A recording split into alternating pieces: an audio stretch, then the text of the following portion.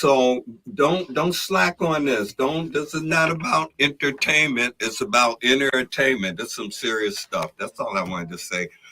I'm passing the mic.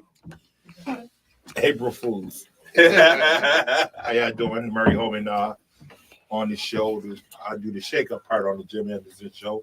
And we're definitely gonna shake it up and see what it's all about. Going up in our community. Guess what? We here live.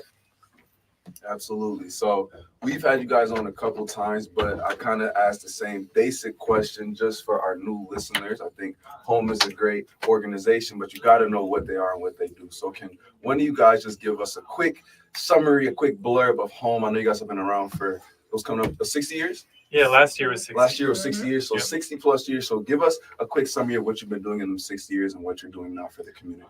Yeah, H.O.M.E is a fair housing organization. So our goal is to make sure that everyone in Western New York is aware of their rights in housing and is able to exercise those rights. So we want to make sure that people know what their landlords can and can't do and know that they can come to us for help if their landlords aren't respecting their rights. And that's good. Actually, last week we had a person coming on talking about a tenant problem. So I'll be asking you some questions on that later. Before we get into that, I know you guys wanted to come on the show for a specific reason. What was the goal of today's show, and what message do you guys want to get out to the air for us to go deeper into? Yeah, April is Fair Housing Month. It's the anniversary of the passage of the Fair Housing Act. It was signed into law in April of 1968, just after Dr. Martin Luther King Jr. was assassinated. So really the Fair Housing Act is part of Dr. King's legacy.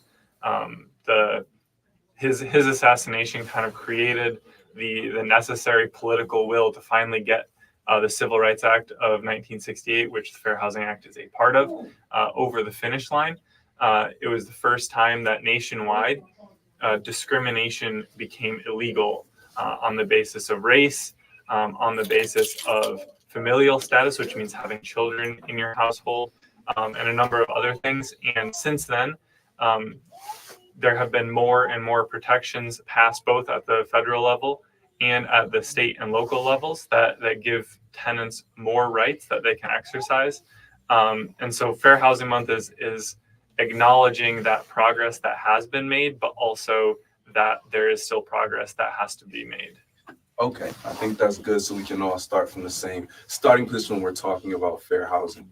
I'm a little younger, so 1968 is kind of hard for me to grasp. So can you guys maybe down the line or somebody different just explain why you think fair housing, the Fair Housing Act, is important to you in the state of Buffalo today? I think it's very important because it allows folks opportunities to have access to housing where they have been historically excluded and discriminated from, but also it gives folks an opportunity to exercise their rights, to be able to assert a sense of home, to not only like with the National Fair Housing Act, but locally, as Stephen was saying, one of our protections is against lawful source of income, and a lot of the folks we work with are like Section 8 recipients. So it's providing folks an opportunity to move to neighborhoods of their choice or neighborhoods that have schools that they may want their kids to go to, or access to employment that they may have, to break those generational barriers and to help folks escape from generational poverty that has been so intersected with race and disability and other facets throughout our history. Gotcha. So Murray, I'm gonna ask you this because every time I go to an event, Murray be there. Murray, you be in the community. You have a hand on the community. So I want to ask you, what is the current state of housing do you see on the community side in Buffalo? What is the current state? What are people saying? What are their emotions towards it? Because we've been hearing about housing on all levels in the political sphere for a while. So what is the current state on the community side in Buffalo? Well, so what we getting in our community now is, when you talk about fair housing, pricing, price gouging. Homes now used to be $20,000, now going for $150,000 plus. People feel discriminated. Is that a form of discrimination as well on that level? I see in fair housing now, people call us up about landlords coming inside their homes, opening up the door without any notice or things like that. Those things are going on in the community constantly. Landlords is just telling you, you can't have 10 people in the house and going up on their rent. Those type of questions are coming across to our organization, Stop the Violence Coalition, and Peacemakers. We get those type of questions coming to me. So now I have something in the toolbox that I can now call you guys up and shift it your way. That's what we deal with a lot, Austin, is how do we take the resources or the people that's connecting with us and then ship it that way, then it won't be a burden on me. So it's not passing the buck, but it's getting them the right information. Yes. Yeah, I mean, the different things you said, they're definitely different areas. Yes. As far as pricing, that's more of an affordable housing issue than a fair housing issue. I mean, they're connected, but there aren't any laws that say this is how much you can sell a home for. It's a market, and the housing market is kind of ridiculous. It's not doing anybody any favors, really. But unfortunately, there's nothing to prevent, rents from going up. There's no rent control in Western New York. Landlords do have to give tenants a certain amount of notice before they can increase the rent. But if they do give that notice, they're allowed to. They can raise the rent by as much as they want to. The second thing you said about landlords coming in without notice, that is illegal. So landlords do need to, unless there's an emergency like a burst pipe or something like that, they have to give at least 24 hours notice before they can enter. I forget what the third thing you said was. More or less making them pay more rent because they have more tenants or family members coming into the home. Yeah, so as far as like occupancy limits, like there are legal limits, like building code and stuff like that. But landlords can't say, oh, this is a 3-bedroom apartment, you can only have 3 people in here. Landlords can't make it more restrictive than what the building code says. They are required to prevent overcrowding. And so in most situations, you can't have 10 people in a 2-bedroom. There's no easy rules. It really depends on the size of a particular house or a particular apartment. But landlords can't say, oh, you can only have X number of people in here if there is actually room for more. And in general, landlords are supposed to be charging rent for the unit, not per person or whatever who lives there. Get ready. And that distinction between affordable and fair housing, I think, is the issue that a lot of people, why they conceptually can't understand what organizations like you do and where you fit in. Last week, the person that we had, the tenant that was expressing their issues, they were discriminatory issues, but they were expressing they didn't really understand how nonprofits like yours fit into the spectrum, because I think that there's, like you talked about, there's work that we need to do as a community on the political side to change some of the laws around housing to protect us on the price side, but that's not really where you guys fit in per se. You guys are more on the discrimination side. So can you explain how if a tenant had a problem, you would fit into that process of getting that solution rectified? Or representing them or having representation. Yeah, so if somebody has an issue, they can bring it to us, whether it's I think this happened to me, or hey, this happened to me, is that legal? Those are the kinds of questions that we can answer, whether it is discrimination, if somebody is looking for a new place to live and they think that the landlord denied them because of their race, because they have children who live with them, because of a disability, a dog, things like that. Those are the kinds of things that we specialize in helping people with. Or if a landlord isn't making repairs that are needed, or is trying to evict them illegally, we can help people with those kinds of things. We don't actually represent people in court, though. So if someone does need legal representation, we'll refer them to one of the legal aid agencies that exist around here that might be able to help them. Okay, so it's more of, if you have questions, don't hesitate to ask, right? Like I heard one thing you said was if you think, right? So you don't have to have a case built. Just if you're curious, call, ask, set up a meeting and see how it goes. But another question I have, is there a point that you would recommend to just move out and it's not worth fighting the discrimination? I had someone last week again who said they went to court multiple times, and I know you guys don't represent in court. So as an advisor, is there a point where you just say, this is just a landlord that is just not doing right and due to the system that we have in place, it's probably just better for you to move out and try to alleviate yourself from the situation and fight it? Well, I would say it's not necessarily like making it a sort of be all end all sort of ultimatum choice, but rather what we try to do is to ensure that folks know what their options are, what the possible outcomes may be. We may say, this is what may happen or what you may need to do should you decide to move out, and here's what may happen should you decide to fight it, or the different avenues of advocacy that either we could provide, or if you want to contact the Erie County or like file a complaint with the Erie County Fair Housing Board, whether you come through us or not, you have a right to do so, or the New York State Division of Human Rights, or through HUD. So rather, we're not going to try to coerce or like make someone, pigeonhole someone into a decision, but rather be able to help folks see, here's kind of like the roadmap or the schematic of, if you decide to fight this, to pursue this, what your possible outcomes may be. We can't necessarily guarantee anything, but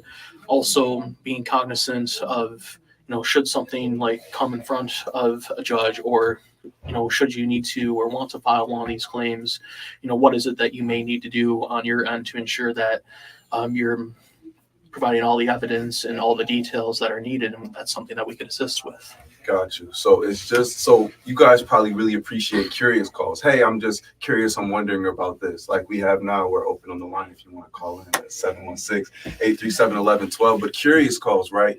Call, just call. If you think you have something that you're curious about, there's nothing wrong with calling. And I think that, like I said, for what you guys are describing, all you guys want to do is give people a fair chance to see all their options instead of feeling like they don't have any. Where you located? Right. Well, let me just piggyback to what you're saying. We honestly just, like you said, call, because if you don't call, you're not going to know, you're going to accept it. I know a lot of people since coming to H.O.M.E about a year ago really just thought that what their landlords were doing was just okay, that it's normal, and really it's not.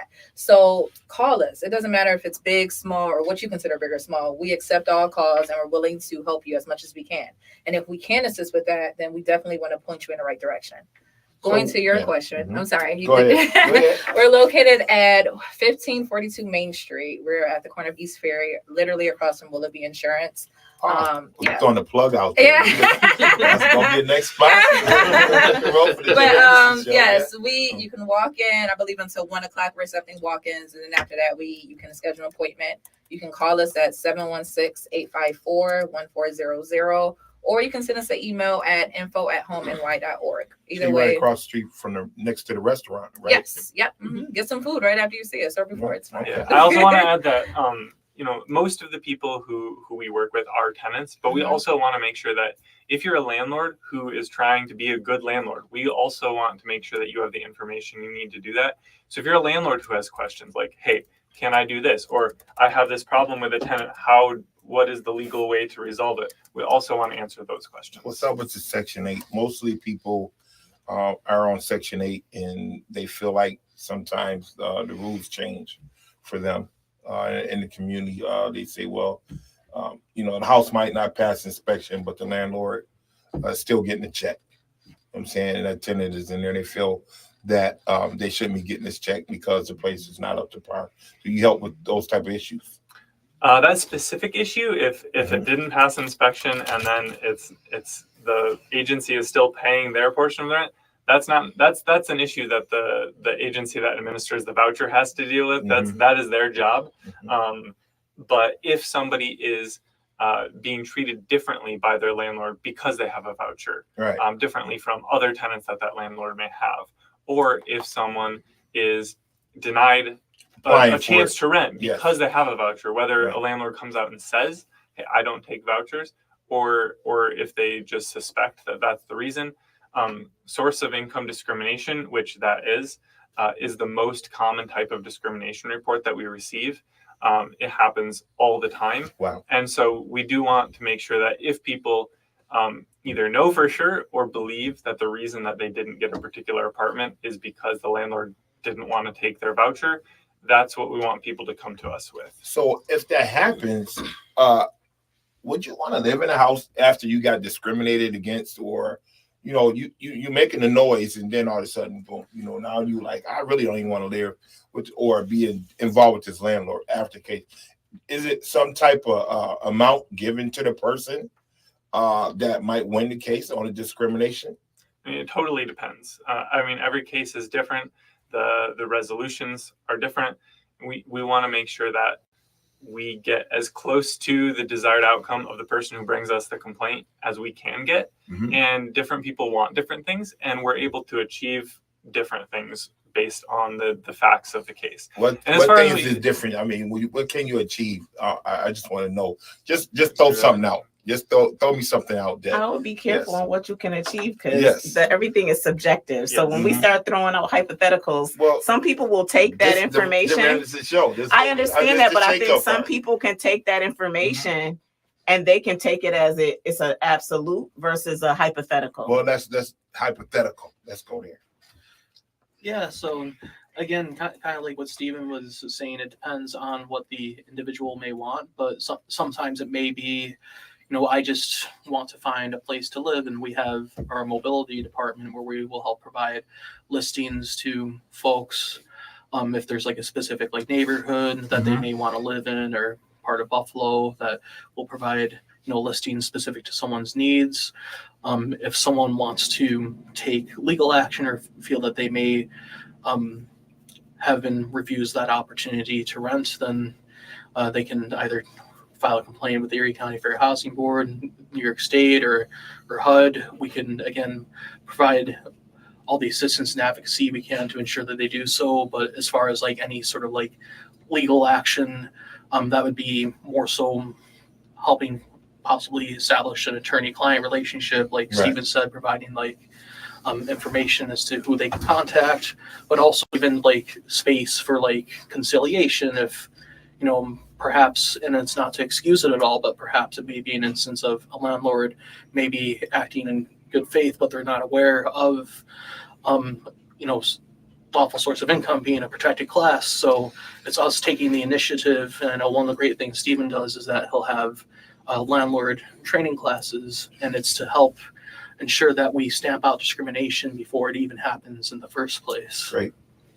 And so to kind of relate what the last guest was saying, because at the time, I guess I didn't understand the context, but it is true. This has to be, you have to take initiative, right? You can't let discrimination kind of sit because it'll just keep happening. Correct. And so if you're living there, yes, there are organizations, but you need to take initiative not only to reach out to these organizations, but to find out what is that resolution. But what is a choice, and if you don't make a choice, you are making a choice. What is a choice is to say that I want to better my situation and to be adamant on doing that.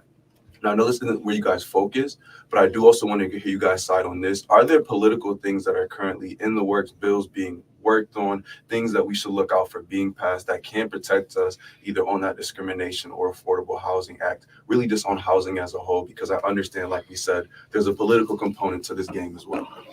Yeah, there's one bill that is being considered this year in the state legislature, which is the statewide right to counsel. Which would establish a legal right and a fund to make sure that people have legal representation in housing court. People believe in most situations rightly that in the United States, people have a right to an attorney. That doesn't really apply to housing court, which I personally believe is ridiculous. There are nonprofits in the area that do a good job of making sure that people can have some kind of legal representation, but that's really kind of a stopgap measure. And if right to counsel was passed, it would make sure that everybody is able to be represented in housing court, which would increase the chances that people are successful in defending themselves and being able to stay in their homes.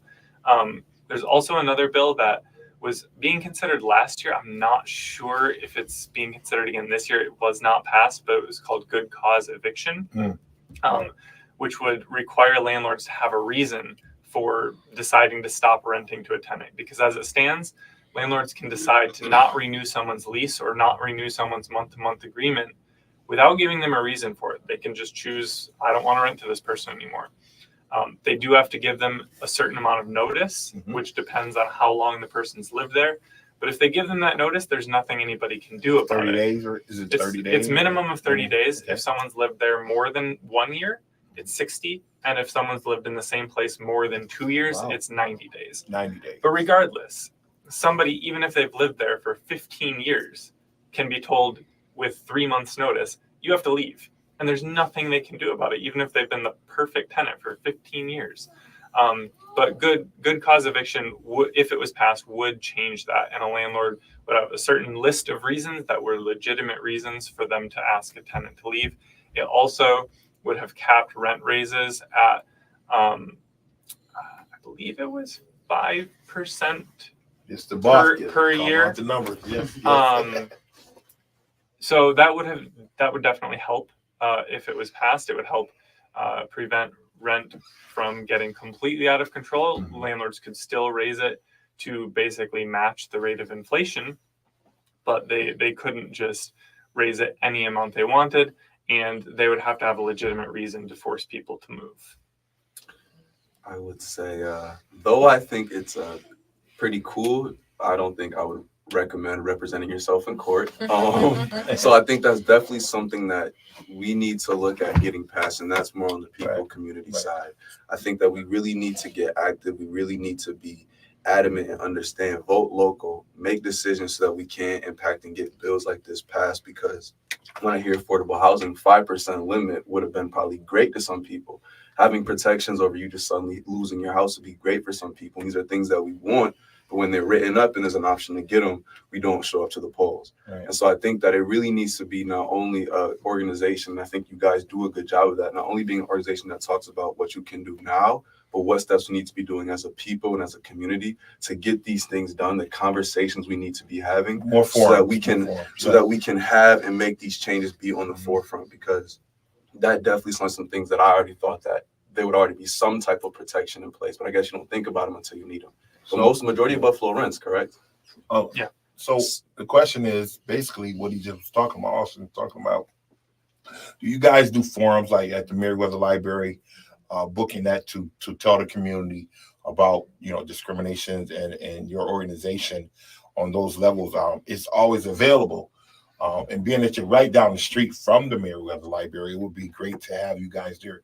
Even Stop Violence Coalition, we actually have the place from every Friday from 4 to 5:45. We will yield our time to you guys if you want to do it like in a month or so or 3 weeks to come there to talk about your organization and to give information out to the community about home and things that's going on there. That's the key part. Also, we have major events getting ready to take place in the city of Buffalo because it's warming up, to be at those events and to get the information out, the correct information out about fair housing and things like that there. So we're willing to do that. We can talk offline, get you guys there. Our base, our WFO people that are listening will come out and really come and talk to you one-on-one. That would be great.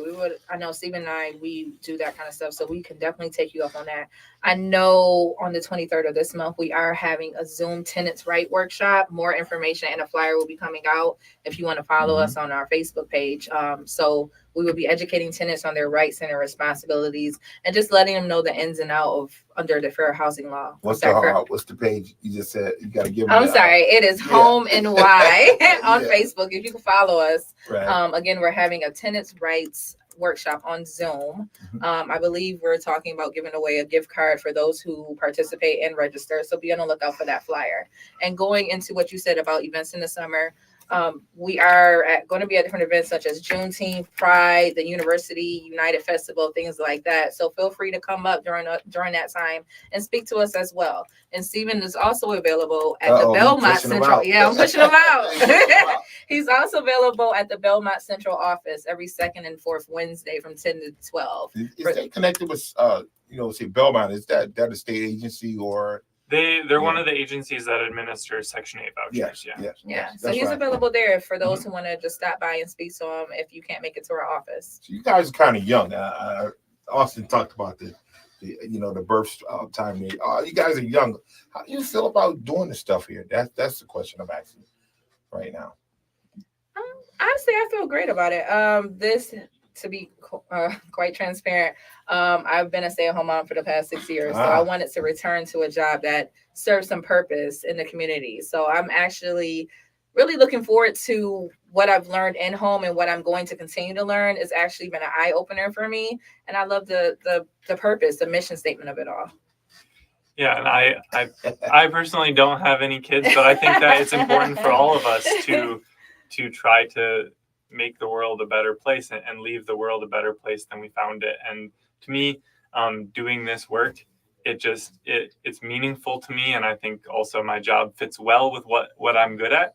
And I enjoy it. I genuinely enjoy it, and I also find meaning in, working towards chipping away at progress. It doesn't come easy, and there's still a long way to go as far as making sure that everybody is treated equally and has the opportunity to live life to the fullest. But what little I can do, I want to do. And I think for me, I've been with H.O.M.E now for 6 months, and what I tell folks is that it's the kind of job where you can go to bed each night saying that you've at least helped someone in your community. And for me, it's just like, it's my heart, it's my love for others, and love for interacting and assisting others that keeps driving me. And I think it's you never know what you're going to get on a day-to-day basis, but it's also you're educating folks, you're being someone that can listen and guide through them.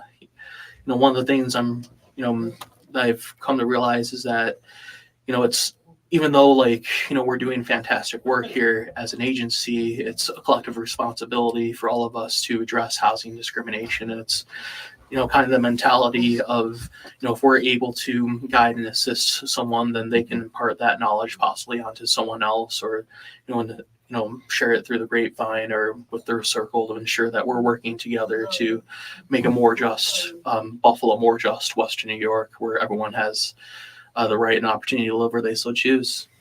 Absolutely. I think that as a young person myself, I think that it's great to see young people making and putting up a stand against what most, and I've seen in history, people just kind of accepted.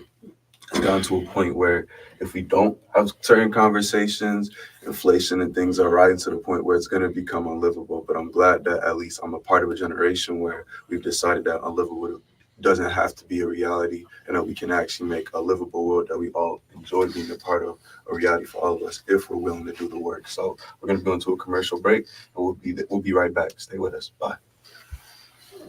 All right. Y'all all right? You guys are still live, so Is there any questions or areas you guys particularly want to go? I know you guys come on so frequently that we kind of go and talk about the awareness piece, and then we kind of run to a wall. We don't even have to do, we can do 30 and 30 if you want. We can stop here. It's up to you guys. If you guys want to do more, if you guys want to stay, maybe just have open phone lines, talk about other things. We have a bunch of options, but I don't necessarily want to keep throwing questions that we've already answered. And I know I'm out of questions. So we've hit on the Fair Housing Month stuff, which is the most important, talking about the tenant training and making sure that people know how to reach us and know how to access information about their rights.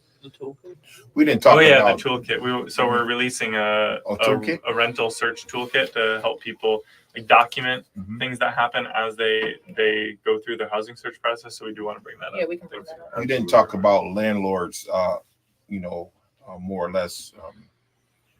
They get fines a lot for, how housing code. You don't deal with that either, right? That's the city's. So what's the connection with, because I keep hearing them saying county.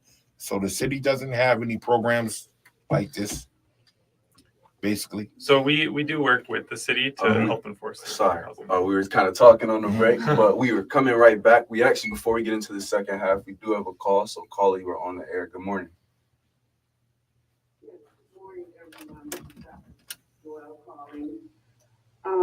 I wanted to ask you, Jeff, from H.O.M.E, if they publish their meetings and notices in the Criterion and the Challenger newspaper. We have an events page. That's what I wanted to know. I write for the Criterion newspaper. we need to know how to Okay. Because I think people need to have as many avenues as possible to get this information. And finally, is Mr. Holman still there? Yes, ma'am. How you doing, Mother Doyle? I'm doing fine. Mr. Holman, could you give me a call? I listened to the young people's radio show on Sunday. Yes, And I want to lifesavers. make a donation to their show Yes, ma'am. to help keep them on the air. Yes, ma'am. So you can contact me through the Buffalo Criterion newspaper. Just call the Criterion and they will give you my number. I want to make a donation to them. I'll come by the house, Mother. I'll stop by the house and check on you. Might have to cut the grass or something for you in a minute, but I'll definitely come through, Mother. Call me first. Yes, ma'am. And I'll tell you a good time to come. Okay? Yes, ma'am. Yes, ma'am. Okay, thank you very much. Yes. Mother Doyle, very known in this community, well known in this community. What she said was so true with the Criterion and the Challenger as well, getting the information out in the community. Don't take the small ad, get the big ad so people can see it. And now they can have more of a buy-in. If it's small, I'm going to flip the page and I see it. So invest in that way. I know you probably have resources to do that. And so we can get the information out in the community. Honestly, that's a great idea. So I definitely will take Mother Doyle up on that. And I appreciate her calling in and suggesting that, because that really is a great idea. In the break, we had mentioned something that you guys were working on and releasing. If you guys want to maybe expand on that, I think it was called the toolkit. Yes, so we are currently formulating and soon to be releasing a renter's toolkit. And it's to assist folks that are attempting to rent housing so that they understand what their rights are, what is it that they can do to possibly avoid being scammed, what is it that discrimination may look like, and also best practices and ways to not only document it, but also to write down and catalog your own experience as well. And to an extent, it's kind of in essence is how I mentioned before the break of not only empowering folks to know what their rights are as renters, but also to work together and collaboratively in addressing housing discrimination. So what would is that like an online thing that they'll be using, like an online thing, a toolkit? What do you mean by toolkit? I'm sorry, I'm not really. So we're hoping to make it available both in print and online. So we're working on finalizing the plans for how to get it to people, but it's going to be a way that people can document what happens when they go through the rental search process. So they can keep track of the addresses, the contact information of landlords or property managers who they've talked to or contacted, like different walkthroughs that they might have done. And then also they can document their interactions with those people in case discrimination does happen to them.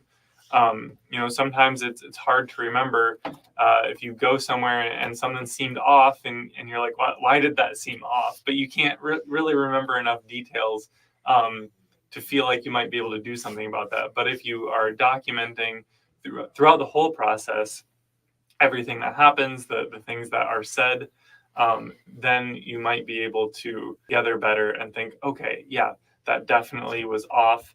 I should contact H.O.M.E because I think I experienced discrimination. Got you. So it's a way to stay more organized when you're going through that process of finding where you're going to rent. That definitely makes sense. Do you think that there's a need? I know organization for a lot of people, like you said, it's hard to kind of piece things together, and then we're kind of playing catch up because like you see on the political side, I think it's a lot of people just in our mind, we don't think about discrimination until it happens. And so do you think that in the community that's a useful tool to help people stay organized, that they can have a chance to fight these cases with some strength and actually have facts rather than feelings and memories? Absolutely. You guys, the AI crew here, everything is based on computers and pulling out information. So I believe that tool that you coming up with will assist them in that. And that's great to have out there. Every little bit helps. We talk about this a lot with our organizations, resources and how we get it, and then we never use it. So I believe that this organization here of young folks in the community, probably some OGs probably put it together, but you guys, they understand that in order for us to work, we have to have the new generation come out and be successful in this thing. And I'm just looking forward to seeing it on the website and all that there and look and see how we can push this out more effectively in our community. And speaking of support, like you said, and resources, are there any things coming up, important dates? I know you had mentioned you have something come up on the 23rd, but are there any other important dates or ways that people that are listening can support, or maybe just reiterate the ways to contact you guys so people can be clear? Yeah, so the 23rd is that tenant training on Zoom. And if people aren't able to attend the live Zoom webinar, we are going to have it recorded and on demand so that people will be able to access that information on their own time going forward. We also have a similar thing for landlords the week before that on the 17th. So both tenants and landlords will have opportunities to access that information about what the law says about how a landlord-tenant relationship is supposed to go, basically. So those are kind of the two primary events that we're doing for Fair Housing Month, is that tenant training and the landlord training. We have other events. Me and Sierra are going to be out doing different resource fairs and stuff throughout April and beyond, really. And like Sierra said, we'll also be at things over the summer, like the Juneteenth Festival. So just trying to make sure that people in the community are aware of us and know that they can come to us with those housing issues. Do you guys rent? You rent or own homes? Oh, I own my house. I also own my house. I rent. Are you, can I, because I get yelled at for not being on the mic, can you just turn it this way real quick? For those two events that you're having, thinking about the population that you're serving, are you going to stream your Zoom on YouTube or Facebook? Facebook, yes, I can definitely do that. I can also do it Facebook. on YouTube. Yeah, I would just suggest that. And then even for your toolkit, there's applications now that are more like those enter information and response. So like a portal, I think is probably more helpful again for the audience that you help, because a hard copy, who's going to know where the paperwork is? So certain demographics, I know in the work that I've done, even having like ID and things of those nature, people don't have it. So if you have a portal that they can upload and just get stuff approved as they're going through those processes, I think it would help them as well. thank you for that. You're welcome. That's that AI, right? Yeah. AI. Also, I am not artificial intelligence. I am real. Do you see me here? This is me. I'm sorry. I also forgot to mention we are in the process of having in June partnership with the Johnny B. Wiley. We're going to have a health fair. It's going to be dozens of agencies there that are going to be available on site. Just to educate the public about the services and resources available to them. I will also be posting that flyer in the criteria and the challenger so that people can know, as well as on our social media platforms. So just please be on the lookout for that. And for all of this stuff, if people want to know what's going on, especially for Fair Housing Month, they can go to our website, which is homeny.org. This morning I put up a splash page about Fair Housing Month so people can easily access the calendar of events. They can also register for those workshops, tenants or landlords.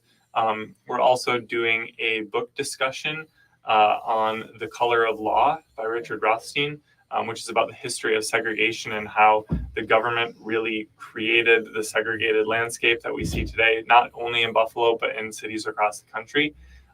So we're doing that in conjunction with BlackRock Books and the UB Law School's Civil Rights and Transparency Clinic. So that's going to be on April 25. So information about that, about those trainings, about all the other Fair Housing Month events is going to be easiest for people to go to straight to our website, homeny.org, to access information about those. Great.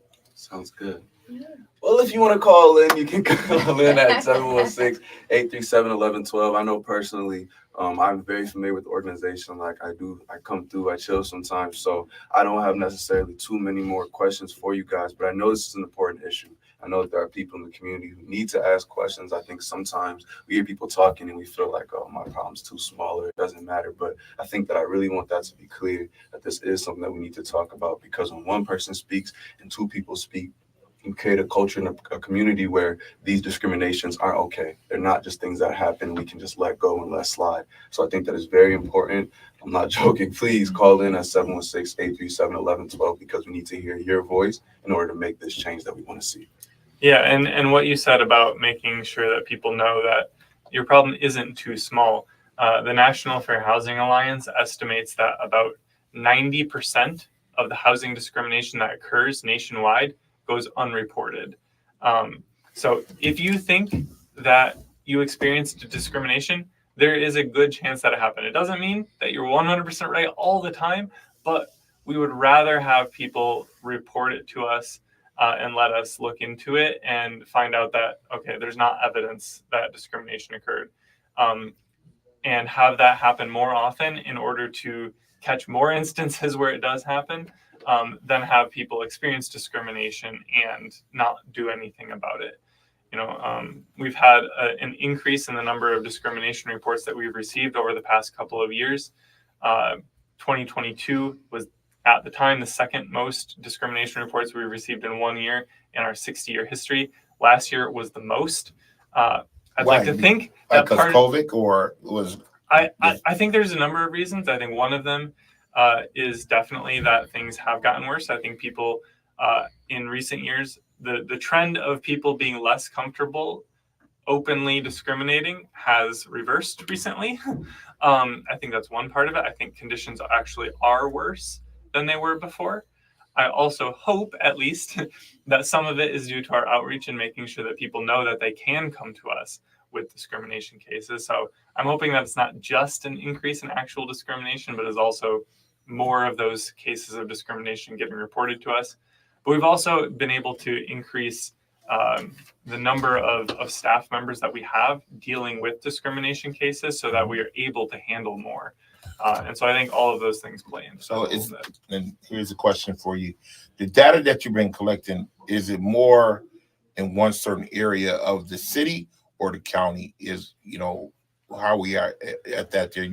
Are you just basically dealing with the city issue or the county issue in certain areas? So we do serve all of Western New York, not only Erie County, but all of the surrounding counties as well. That being said, most of our clients are from Buffalo, including the discrimination cases. Definitely the majority of the discrimination cases we get are from the city of Buffalo. I'm not sure exactly about the zip code breakdown exactly. We more keep track of the types of discrimination, so based on race, based on disability, that kind of thing, more than the exact zip code where it happens. But it definitely is most prevalent in the city of Buffalo. Absolutely. So that means someone is getting the information out to the right people. This keeps you in working and making sure that things go in the right direction. If not, then your numbers would definitely be low.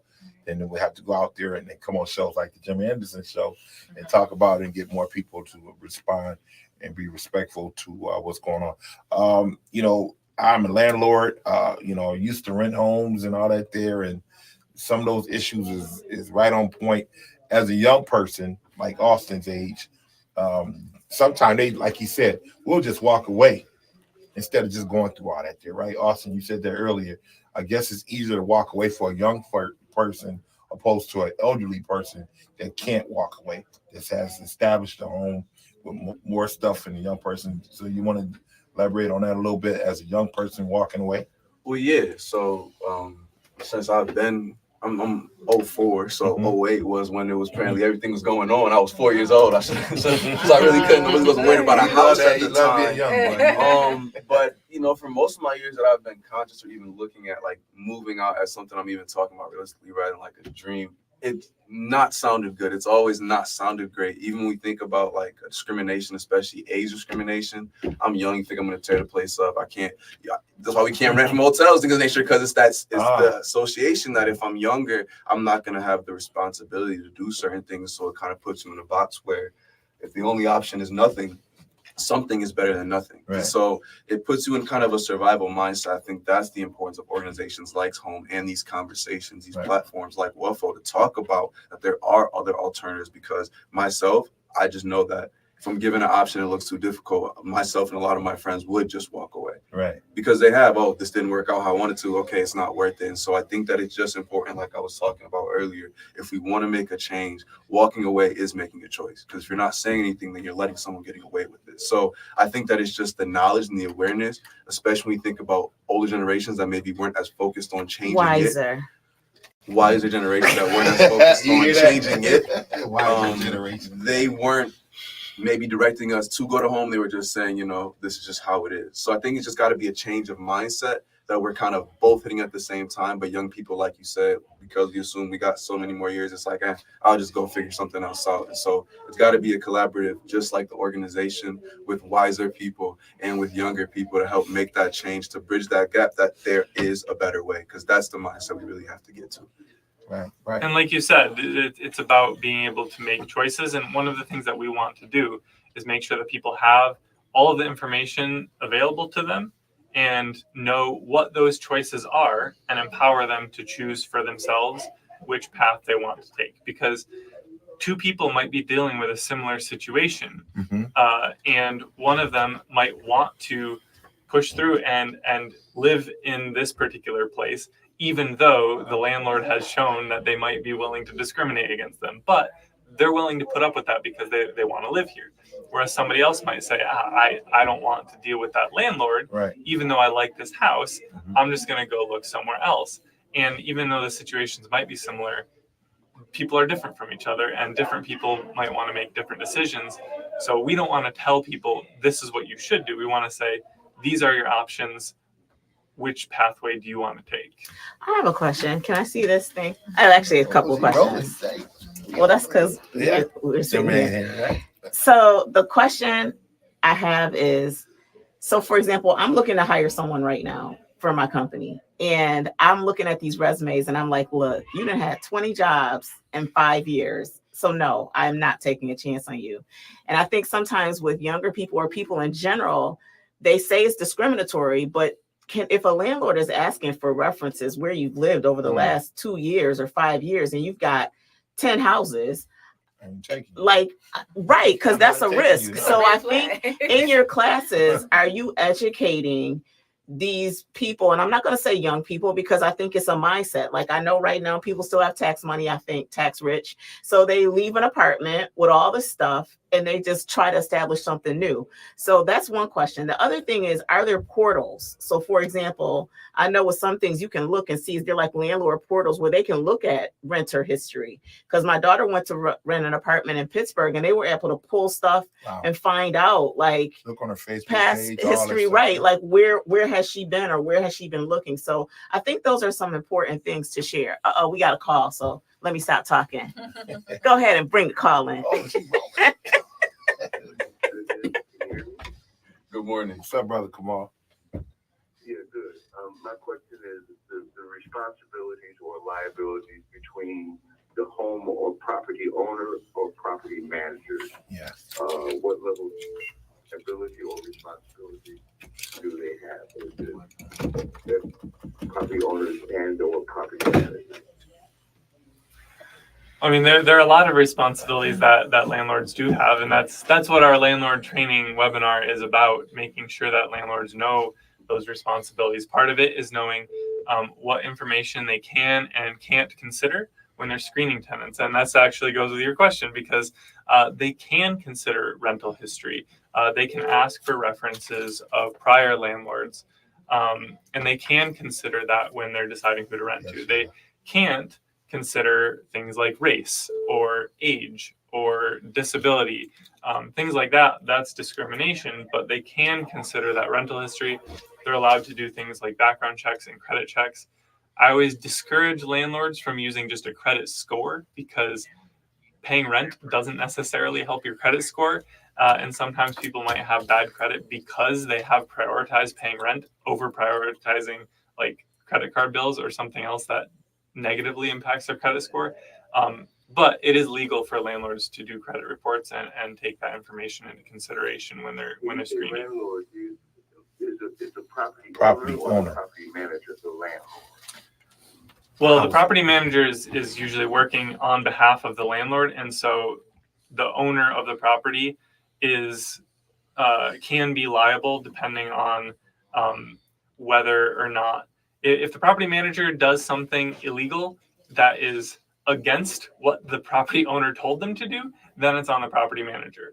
But if the property manager is doing their job as doing their job in the way that the property owner wants As the them agent, to, and yes. and breaks the law in that way, then the property owner can be liable also. So when you, I think Brother Kamal is basically talking about high rise.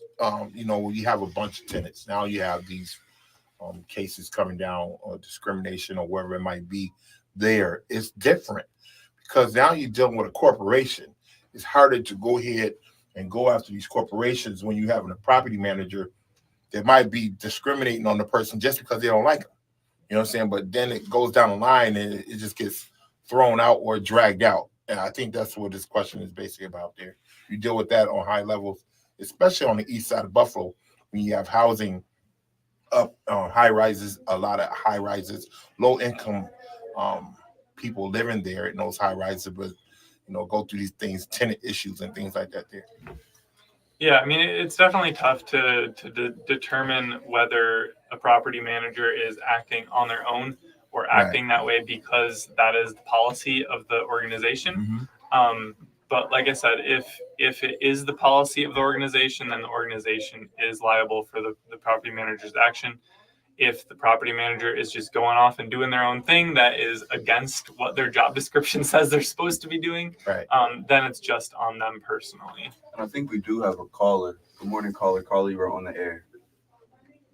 Yes, hello. Good morning, everyone.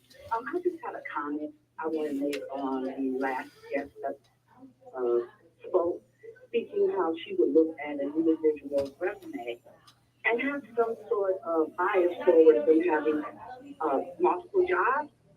I would suggest that that person understand that the era of being at one employment or employer is over, and it's been over for about 40 years now. That the norm for people to have multiple, that's the norm now, for people to have multiple jobs listed on their resume, because that particular type of employment is more of the norm. As we've known, you know, globalization has taken a role, as well as a lot of corporations shutting down and downsizing, and also, you know, the lack of benefits and also the low wages that it takes for a person to have multiple jobs in order to be able to sustain any type of even working poor living standards. And the other thing is that 2 or 3 years, maybe a maximum of 5, is the norm, because the era in the time of retiring at one job, you know, after 25 years, that time the era has come and gone. So I would suggest that they update themselves on the employment trends and not be so biased against someone because they have multiple jobs on their resume. And so I can respond to that. Yeah, I can respond to that because we're about to end in a moment. So when I was looking at the resumes, to be specific, in the response to that is that if you've had multiple jobs and your jobs haven't, I wasn't saying 2 years or 3 years. The resumes that I was looking at for this particular role were, it's an administrative assistant position, and you've had jobs for 2 months, 3 months. It hasn't been 2 years. And then the second piece is that when you're applying for a job and you look at what the description is for the position and you have a role, all your roles don't align with that, and it just doesn't make sense, then yes, I'm open to having a conversation, because someone could be in school and so they did retail and then they're pursuing a degree and it's in something else, and I'll be open to that conversation. But if someone's had 10 or 15 jobs and the majority of those jobs have been less than 6 months, that's the things that I'm considered. And I don't think that that's a bias, but it is a choice because it's a competency misalignment, and there is that stability that we will be looking for. But thank you for your call. And as a young person, I definitely understand what it's like to have multiple jobs, but I'm a little into semantics. I think it's nothing wrong with having multiple jobs, but to survive, it's not about having multiple jobs, it's about working multiple jobs. So if you're not working at a job for a long period of time, you're just jumping job to job. I'm not going to speak on your pockets, but I feel like you're probably not saving too much, because I'm young. I know people who do it. So it's about working a job and putting in time in a job that I think organizations, and similarly on the landlord side, there comes a certain level of, I have to make a decision that I know is going to be right. If I pay a tenant that I know I'm going to have problems with, am I doing anybody a service?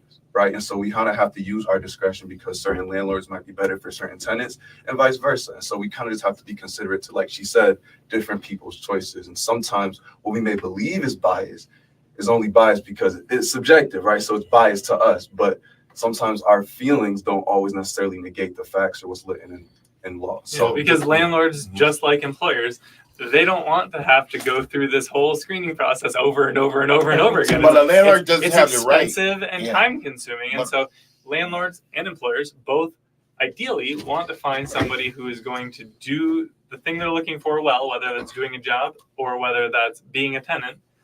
And they want them to continue doing that for as long as possible. A landlord doesn't have the right to go into your Facebook accounts and all that there to look and see if you're going to be a great tenant. And that's it's rules out there for this that you can't do that. It's different from going from employment opposed to I'm renting a house. So now you taking that and you being biased to who I am because you're looking at my page. You see me holding up blunts or whatever there. Now I gotta bring you up in there. So that landlords don't have that power to do that, to impede to everyone's right. Now I think we less than a minute away before we get off the Jim Anderson show. But I'm glad you guys are here, and I'm glad you stayed in the fire. And that's what it's about here on the Jim Anderson show. We get it right, and I'm glad Mother stepped up and said, give her the microphone. But this is what the Jim Anderson show is about, and WFO. People, you listening in, we look forward to seeing you next week on the show. And then as we go back to Austin, the young man that one day hopefully will own his home so he don't have to rent. We're going to go in that direction. We're going to definitely figure it out. Y'all stay safe. I'd like to give you our last word, but we're kind of on crunch time. So we'll get you guys back. We know you'll be back again. Thank you for joining in next week, 716-837-1112. Thank you, Buffalo. Peace out.